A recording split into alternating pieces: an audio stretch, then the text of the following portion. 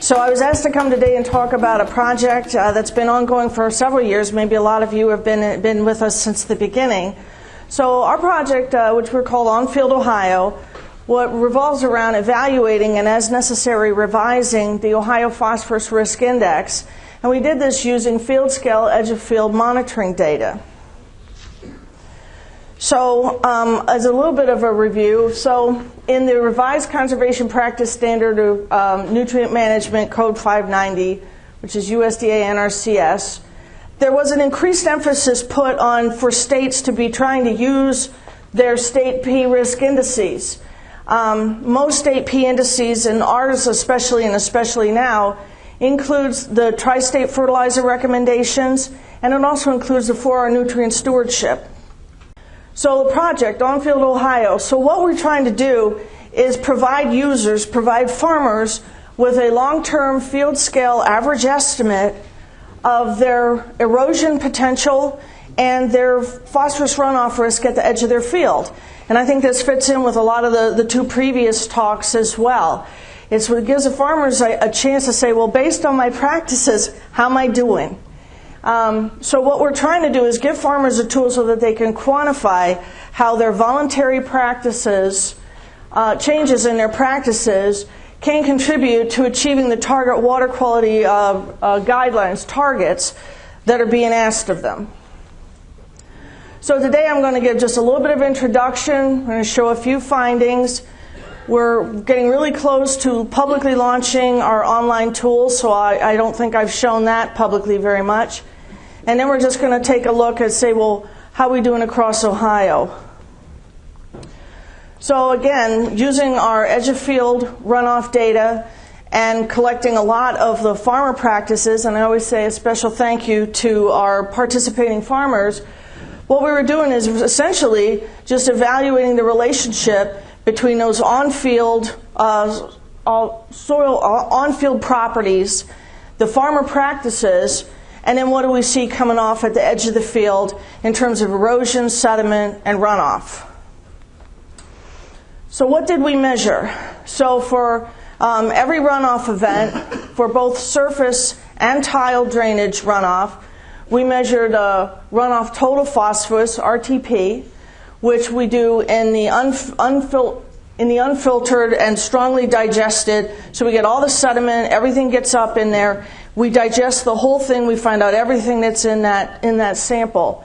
Then we take a subsample of that and we filter it. That tells us what's dissolved in that sample. And so then if you take your runoff total P minus your runoff dissolved P, that tells you the particulate bound P that came off at the edge of the field. And we also measure the flow volume, because as we learned already this morning, flow volume times concentration equals load. So again, just to reiterate, for every runoff event for both surface and tile, we measured the dissolved P, the particulate bound P, the runoff total P, runoff suspended sediments, and the flow volume. We measure the erosion potential on each of our fields for each crop year and for the rotation averaged across the rotation. Every year we went out and took soil samples. We sampled at the 0 to 2 and the 0 to 8 inch depth. And then, of course, every year our participating farmers very graciously provided their farmer management to us, so we know what they did, when they did it, and how they did it. So a little bit more about erosion potential. The tool uses the Revised Universal Soil Loss Equation, which is called Russell II, which is a USDA ARS tool. What we found was that the erosion potential that Russell told us was actually strongly related to our runoff suspended sediment, and therefore it was strongly related to our runoff particulate P. So that tells us that muddy runoff water, what we need to know is how much sediment is in that runoff water and how rich in phosphorus is that sediment. So for revising the Ohio P Risk Index, what we're trying to do is establish these relationships, establish equations that would estimate runoff risk. We're handling the additional P runoff risk due to fertilizer or manure applications get separated out. And then ultimately we want to provide users an unambiguous results about how they're doing in all these different areas. So we've got empirical relationships based on our edge of field data, and we've also been tailoring the Apple model, which is the annual phosphorus loss estimator, which is a USDA ARS, thank you Peter Vedas, tool. So we worked with him to tailor the Apple model, especially for the particulate bound P, for the sediment portions, and then for the fertilizer applications. So then we want to eventually, we have to compare the measured edge of field values with what we came up with what we're calculating with our equations, our on-field Ohio estimates. So essentially we're correlating the edge of field runoff results with the on-field properties and practices. So a little bit about, we had 29 study sites across Ohio, which you probably all know because we've been talking about this for a while. So this is our soil test p-values across our fields. We really did try in part of our field site selection to get a broad range in all the practices that we wanted to look at, because that helps us with our statistics at the end.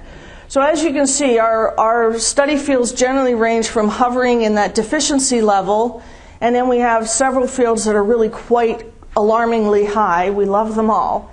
And then the blue lines is approximately the agronomic range where you need to be for, say, a corn, bean, wheat rotation. So let's just take a quick look at some of the data. So this is the relationship we find between soil test P. So this is your Malick 3 soil test P. We show the open dots are the 0 to 8 inch soil sampling, and then the dark ones are the 0 to 2 inch sampling. And as you can see, and then the runoff is the dissolved reactive P at the edge of the field in the runoff, and this is for surface. And as you can see, we got a really strong relationship whether we use the 0 to 2 or we use the 0 to 8 inch sampling depth. The regression equations are just slightly different. So now we're going to look at how did we do in terms of estimating. So on the bottom axis, so what we're looking for here is, this is our on-field Ohio estimate that we've come up with, and we're comparing that with the edge of field, the actual measured value. And so what we're looking for here is a slope that's close to 1, and we're looking for a good, solid, strong R-squared. So this relationship is for surface runoff dissolved reactive P. This is for surface particulate bound P. This is for surface runoff total P. Now we're moving into tile. So this is measured versus estimated tile. This is the dissolved P and the runoff. Well, it says TP, but it's actually particulate P. Oops. And this is concentration. And then on load basis, again, we have estimated versus measured, what's coming out the tile for particulate P and dissolved P. So now we have all this data. We develop our equations. So now what do we do? Okay, so this is coming soon, and by soon I'm hoping we'll have this out by the summer. Right now we're working with the sponsors and the stakeholders, and everybody's kicking the tires. So again, using the Russell II model for sediment and erosion and our developed equations, the coming tool provides information to the farmers on their erosion ton per acre per year for each crop year and a rotation average, their surface and tile, dissolved and particulate bound P, and then also if you apply fertilizer or manure, it will also say what the additional runoff risk is based on specifically that fertilizer manure application. So then the user has the opportunity to save the data on their personal computer. It doesn't get saved anywhere else. And then you also have the opportunity to print a report or rerun the whole thing if you want to try a different crop scenario and see how things change. So these are the tool functions.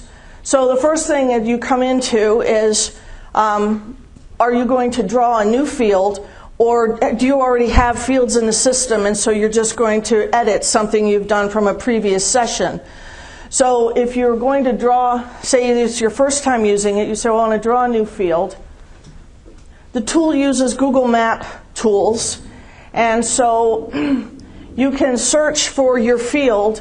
You can be in either map or satellite mode, and you can search for your field by city, town, address, zip code. You can put in the GPS points if you know them. So that helps you find your field. Once you find your field, you draw a outline around your field, so you're telling the program, this is my field, and you name your field, and as soon as you name your field, the program goes to work.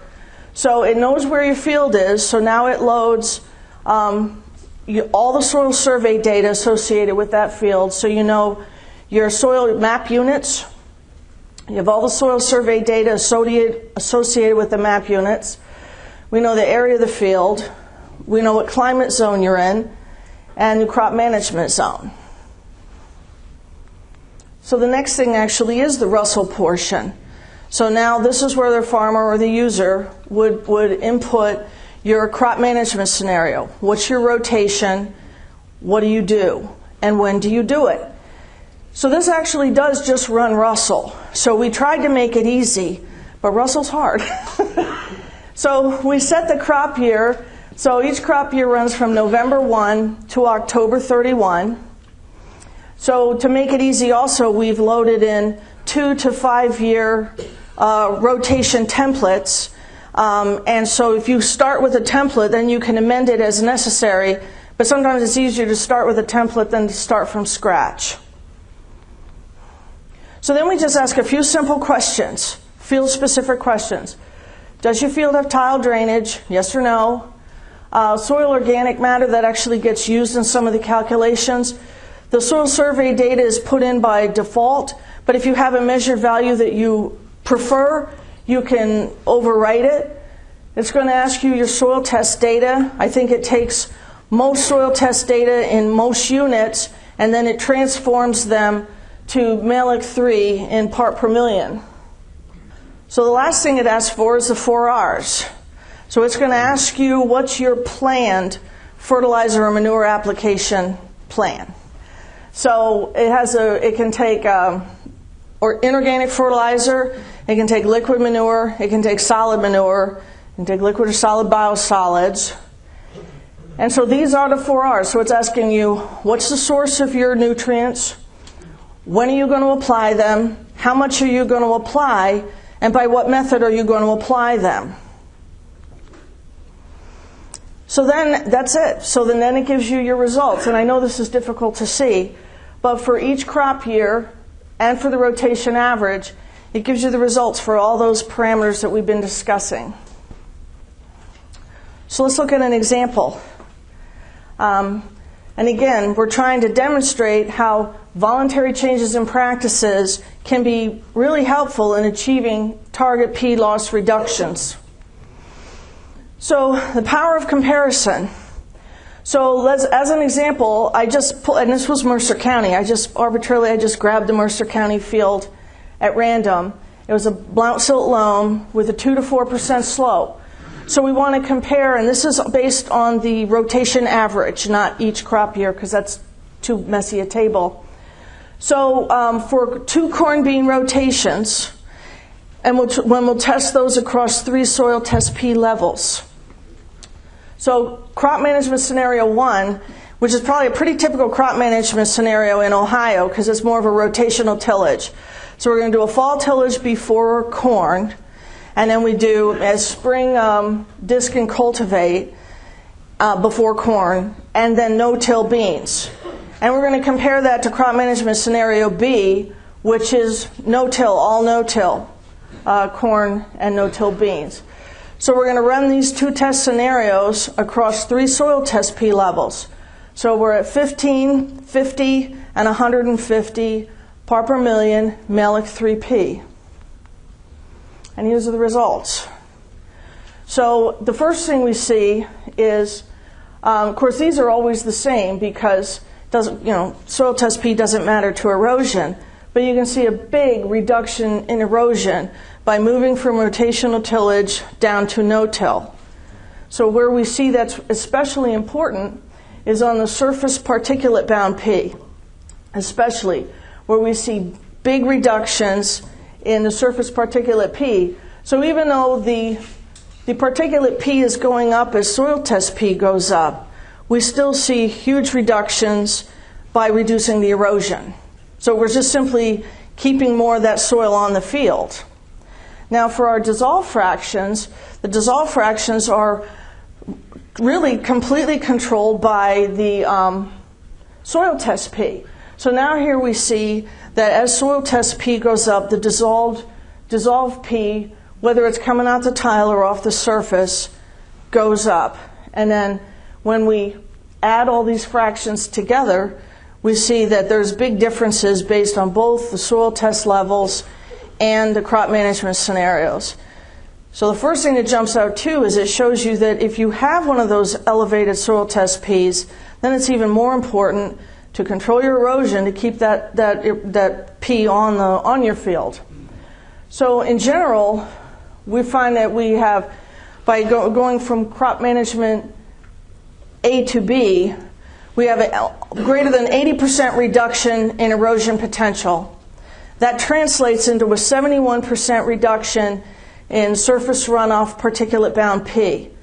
Now I know this is Mercer County and it's a little different. It's in Western Lake Erie Basin that we're looking for that 40% reduction in P loading. Well, here it is. Now, as we increase soil test P from 15 to 150, we also see big differences. So from the tile, we see a 2-time increase in particulate bound P, but we see a 7-time increase in dissolved P. And from the surface runoff, we see a 9-time increase in dissolved P. So now let's look at a manure application as an example, although a lot of this it would also be irrelevant if it was just MAP. So again, we're going to account for the 4 R's. So we're going to look at the source of the nutrient input, the timing, the amount, and the placement method.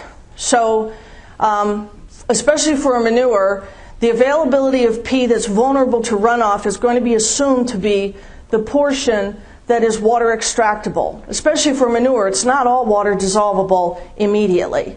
So we do account for water extractable especially in manure and biosolids. It assumes that the portion of the manure or the biosolids that is not immediately water extractable will become mineralized over a course of time and then become water extractable and vulnerable to runoff. If it's a liquid manure or biosolid, which I mean is less than 15% solid, the tool assumes that about 60% of the P infiltrates at the time of application.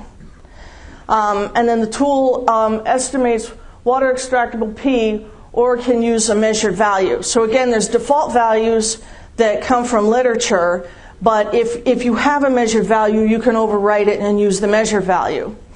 So for placement method, it's assumed that the portion of the liquid that does not infiltrate and was not incorporated in some way is vulnerable to runoff, and that across all of these placement methods, incorporation is directly related to the runoff risk reduction. So that's a lot. Too many words on the slide. And again, a lot of this really, we tailored the Apple model a little bit to Ohio with Peter Vadis, but a lot of it is just what he came out with. So just as an example, this is an example where we looked at a solid versus a liquid manure. And this is no incorporation, and this would be a 90% incorporation like an injection, and no incorporation and a 90% incorporation. And so again, from the P runoff load, pound per acre P loss, you can see that the biggest risk, of course, comes from a surface application. And here for the liquid, we got some break because some of the P infiltrates with the liquid application. But you can see that for both of them, There's a big reduction in runoff risk for incorporation. So now let's step back a little bit farther and let's run some simulations across Ohio. We can see how Ohio is doing, or how Ohio could be doing, based on crop management scenarios. So along with building our individual field tool, we also have been working on building the ability to run simulations across Ohio. So we built a simulator. And so the simulator runs all the same p-index equations. We can assign each point location. We've got greater than 6,000 point locations across Ohio. Primarily, we use the crops data layer to determine these points. So we can assign a crop management scenario to all the points. We do have to assign a soil test p-value. We get those. We did a survey of the soil test labs in Ohio, so we know the distribution of soil test p levels by zip code. So we know in each sub-basin or basin what's the distribution of soil test p's. So for each point location, it randomly draws a soil test p from the sub-basin where the little point is. And then we installed a decision criteria of whether or not it was likely that that point would have tile drainage, just yes or no. So this is the distribution, I don't know if the colors show up very well, of soil test P that were randomly drawn into the program. This distribution naturally mirrors the distribution of what we see in Ohio soil test data. And the values drawn range from 3 to greater than 1,000 part per million. I'm sure the 1,000 part per million was in Mercer County. No, actually, I don't know. So the legend, if you can see the colors, again, is based on deficiency, maintenance, drawdown, and stop applying for a corn, bean, wheat rotation. So it kind of gives you a feel for where we are with that. So now let's run some simulations. We have our soil test P levels are set. At each of our point locations, we know all the soil survey data. We know the slope length, the slope steepness. We know the crop management zone. We know what the climate is. I don't know what else I'm missing. But we know everything we need to know about each point location's field properties. So let's run some different crop management scenarios. So what we wanted to do was test across the full range of soil disturbance. So the soil disturbance as measured by the soil tillage intensity rating, which ranges from 0 to 100. So for crop management 1, our STIR value, our soil tillage intensity rating, is 2.6, and this is all no-till. These are all corn bean rotations again. For crop management scenario 2, let's put in a vertical tillage in the fall before corn. And then the crop management 3 is the one we showed in the previous example. We're doing a rotational tillage. So we're going to run a chisel in the fall before corn with a cultivator in the spring, and then no-till beans. And then crop management 4, we threw this in kind of for fun. In subsequent work, we're going to pull this out because I hope nobody's doing it. So this is lots of tillage. So we're going to run a spring chisel and cultivator before beans with a fall mold board before corn, and just lots of tillage all the time. So we have the full range. So you can see we're at 93.6 average out of 100 intensity rating. So across all four, if we run each of these crop management scenario across all of our points, so now we go from having 6,000 points to 24,000 data points. This is the distribution, this is the breakdown of what we could expect to see for runoff in Ohio. And I don't know how well you can see this, and I know everybody loves distributions. So let me just walk you through it, and I'll take So this is erosion for crop year 1 and erosion for crop year 2. So we see the ranges from 0.004 ton per acre to almost 16 ton per acre. In crop year 1, the median is just under a half a ton per acre. Then it ticks up in crop year 2. So we're going from 0.007 to 31 ton per acre per year. Now the 31 obviously is a big outlier because the median is just under 1 ton per acre per year. So it's almost double. It's about double, a little more than double, excuse me. The blue line, because these are distributions, so we're showing the 25th, 50th, 75th, and 90th percentile. So the blue line is the 50th percentile. So that means 50% of all of our data points are below the blue line, 50% are above the blue line. And then the 90th percentile tells us that 90% of all the 24,000 values are below and 10% are still above. So it kind of gives you a feel for how that data is breaking out. So I broke it up by crop year 1 and crop year 2 to make the point that you can see where, you know, the 50 percentile here is less than half a ton per acre. And then crop year 2, it's worked its way up to almost a ton per acre. It's almost doubled. So the question is why? Well, if you think about it, most of the tillage that we did, except in crop management 4, we did a fall soil disturbance at crop year 1 prior to crop year 2. So that means we have naked soil for December, January, February, March, and then we start getting into growing crops. So even though we did the soil disturbance in crop year 1, we see the erosion more in crop year 2.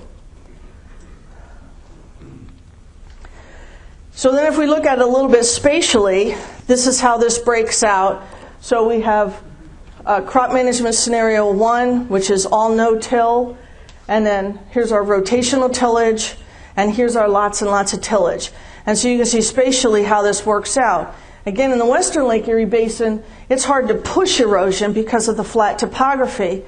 But as soon as the topography starts to get a little bit more rolling, the erosion kicks up quickly. And because this is so strongly tied to that particulate bound runoff, we were taking this very seriously. I think this is a good piece of information.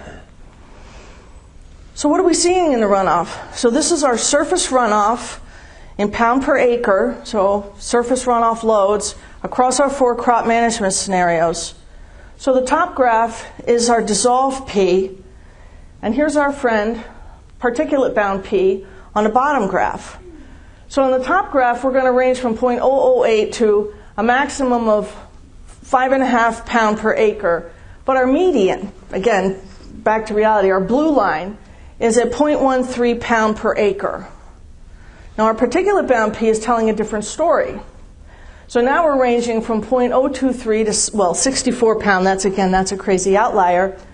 But our median has now gone up to 1.15 pound per acre. So now our median across everywhere has gone up considerably.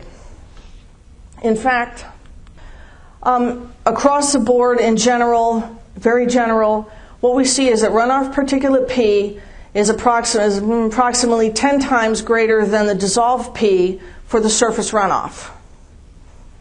So what do we see coming out the tile? Well, the first thing we notice is the concentration of the loads tend to be a lot lower than what we see coming off the surface. So again, we have dissolved P coming out the tile in the top graph and particulate B coming out the tile in the bottom graph. We found that what's coming out the tile again is very strongly related to the soil test P level. So if you can control your soil test P, you can control this as well. So again, I put these on the same scale so you can see relative to each other how they come out. And so again, the median coming out the tile pound per acre in dissolved P is 0.077. And for the particulate bound, it's a little bit higher at 0.234 pound per acre per year. And now for the tile, instead of being 10 times greater for particulate P, the particulate P coming out the tile is about 3 times greater than the dissolved P in broad strokes on average. So then if we add everything up, surface plus tile runoff, total P, across our 4 crop management scenarios, we see again that there really is a big broad range. It ranges from 0.09 to 70 pound per acre loss, but the median is 1.6. And for those of you who follow the Western Lake Erie Basin lore, you see 1.6 is a little higher than the back of the envelope rule of thumb we hear about for Western Lake Erie Basin. But this includes all of Ohio. It includes our crazy high tillage crop management scenario that I hope nobody's doing. And it includes a lot more rolling topography. But it's certainly in line with what we're hearing when we hear from the tributary monitoring extrapolated across the landscape. So that's a lot.